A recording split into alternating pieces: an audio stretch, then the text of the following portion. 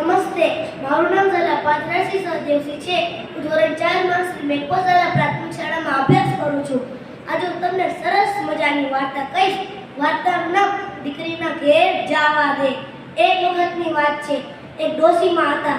તેને દીકરીના ઘેર જવાનું મન થયું. અને દીકરીના ઘેર જતા વચ્ચે એક મોટું જંગલ આવતું હતું. અને ડોશીમાં તો ચાલ્યા પડ્યા. જેમ ડોશીમાં જંગલમાં ગયા, થોડીક દૂર ચાલ્યા ત્યાં ડોશીમાને વરુ મળ્યો. બોલ કહે, એ ડોશી તને ખાવ? ડોશીમાં કહે, દીકરીના ઘેર જાવા દે, તાજી માજી તાવા દે, શેર લોહી ચડવા દે, પછી મને ખાજે. તો બોલ કહે, ઠીક છે, પણ પાછી આ રસ્તેથી ન પાછી આવજે. અને ડોશીમાં તો ચાલ્યા પડ્યા. થોડીક દૂર ચાલ્યા ત્યાં એક વાઘ મળ્યો. વાઘ કહે, એ ડોશી હું તને ખાવ? ડોશી કહે, દીકરીના ઘેર જાવા દે, તાજી માજી ખાવા દે, શેર લોહી ચડવા દે, પછી મને ખાજે.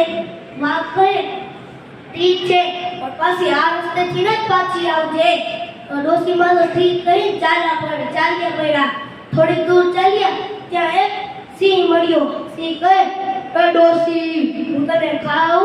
ડોશી કહે, દીકરીના ઘેર જાવા દે, તાજી માજી ખાવા દે, શેર લોહી ચડવા દે, પછી મને ખાજે. તો સિંહ કહે, ઠીક છે, તો પાછી આ રસ્તેથી ન પાછી આવજે. ડોશી તો હા કહી ચાલ્યા પડ્યા. પછી ડોશીમાં દીકરીનું ઘેર આવ્યું. દીકરીએ તો ડોશીમાને સારા પકવાન ખવડાવ્યા. ડોશીમાં 4 દી લગી ત્યાં રોકાણા તો ડોશીમાં તાજા માજા ન થયા. તો તેના દીકરીને ચિંતા થઈ અને તેના દીકરી ડોશીમાને પૂછે, ડોશીમા તમે આટલું બધું ખાવ છો સારું તોય તમે તાજા માજા કેમ નથી થતા? તો ડોશીમાએ તેને આખી વાત કહી કે બેટા હું છેલ્લી વાર જ તને જોઈ શકીશ. હું રસ્તામાં જતા અને સિંહ વાઘ ને વરુ ખાઈ જવાના છે. તો તેના દીકરીએ ઉપાય કર્યું અને તેને બીજી તે ડોશીમાં ચાલતા પડ્યા ત્યાં તેના દીકરીએ તેને ભંભોટિયું આપ્યું. તેના દીકરી કહે કે ડોશીમાં તમે ભંભોટિયાના અંદર બેસી જાઓ. ડોશીમાં તો ભંભોટિયાના અંદર બેસી ગયા અને તેના દીકરીએ ધક્કો માર્યો અને ભંભોટિયું ગવડતું ઠેઠ જંગલમાં પહોંચ્યું. જંગલમાં તેને સિંહ મળ્યો. સિંહ કહે, એ ભંભોટિયા ડોશીને જોયો? ભંભોટિયું કહે, किसकी डोसी किसका काम, चल भंभोटिया अपने गाँव.